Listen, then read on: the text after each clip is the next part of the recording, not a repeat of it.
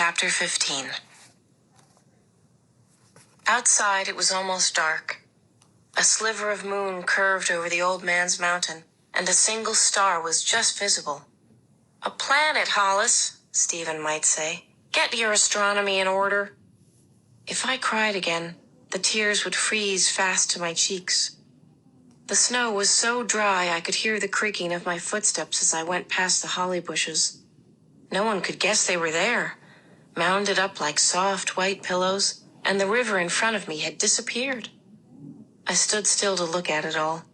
I wondered how I could draw that to show the world underneath. Sharp, shiny leaves hidden in the snow, the river running fast and cold under the ice. In my mind was a picture of Beatrice brushing her hair off her forehead. "Drawing is a language," she had said. "You have to learn to speak it." In the distance was the faint sound of a saw.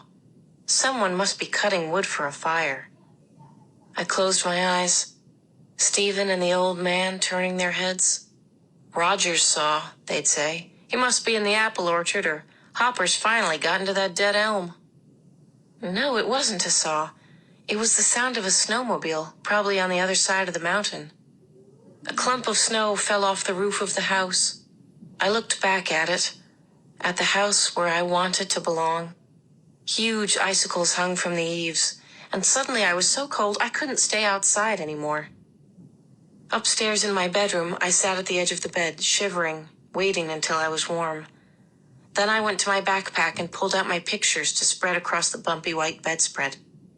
I saw how much blue I had used in those summer drawings. Blue for the river, blue for the old man's rugs, blue for Izzy's locket, and green, a smudge of tree, a leaf, the edge of the mountain. Both colors I loved. The pictures I had drawn of Josie lay in the middle of the bed. Josie on the pier, reaching for seagrass. Josie outside in her tree garden, shades of peach and lilac. Josie happy. Josie where she belonged. Josie didn't belong here. She belonged in her house, with Beatrice and Henry and the irritable pelican on her wall. She belonged near the ocean. I sat there for a long time, my head against the headboard, knowing what I had to do. I rubbed my hands, still icy cold. It was 4 miles to the telephone outside the grocery store, a long walk, but I could do it. I'd call Beatrice, ask her, beg her. We'd go home, Josie and I. Josie to Beatrice. Me to another place. I looked at a half-finished picture of Izzy at the cemetery with a vase of daisies in her hand. What had she said that day? "I wanted children for every corner of the house." And what else? There was something more she had said, something about Stephen and the old man. "It's worse this summer." I'd have to stop thinking about Izzy, put all of them out of my mind. Before I left, I'd get rid of all the pictures of them, burn the drawings in the fireplace. I'd forget about Izzy and the old man, forget about Stephen. I stared down at the drawing of Izzy backing out of the door with the welcome to the family cake, and saw something I hadn't remembered. The old man's hand on Stephen's shoulder. Me catching my first fish, Stephen in front of me with the net, the old man smiling. But he is looking at Stephen, not at me, looking and smiling. And another. Stephen hanging into the engine of a car, just the back of him visible, with mismatched socks, and the old man with his hands on his hips, but his eyes are soft. Beatrice was in my head again. What had she said to me one time? "Sometimes we learn from our own drawings. Things are there that we thought we didn't know." My lips were suddenly dry.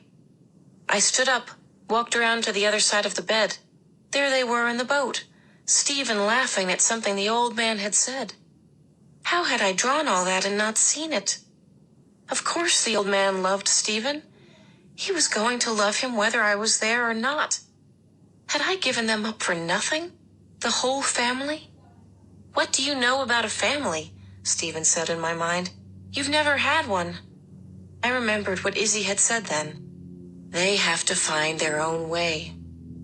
I picked up another picture, me with candy in my mouth. Then there was something else floating just on the edge of my mind. Something to do with the radio. Why the radio? Wait, I told myself. What had Josie said about wanting Santa to bring a radio? And then I had it. The two of us joking. Santa on a sleigh, I had said. That was 100 years ago. Now he comes on a snowmobile? To bring the candy? Stephen? The pancakes and the applesauce? I slid off the bed, the picture drifting out of my hand, my knuckles up to my mouth. The sweater hanging on the shed doorknob. Holly on the back step. Peace, Hollis. I felt as if I could hardly breathe. And then I was flying down the stairs, my feet barely touching the steps, skittering down the old man's shiny floor, coming to a stop in front of Josie asleep on the couch. I sat down next to her, one hand on Henry's rough fur. Wake up, Josie, I said.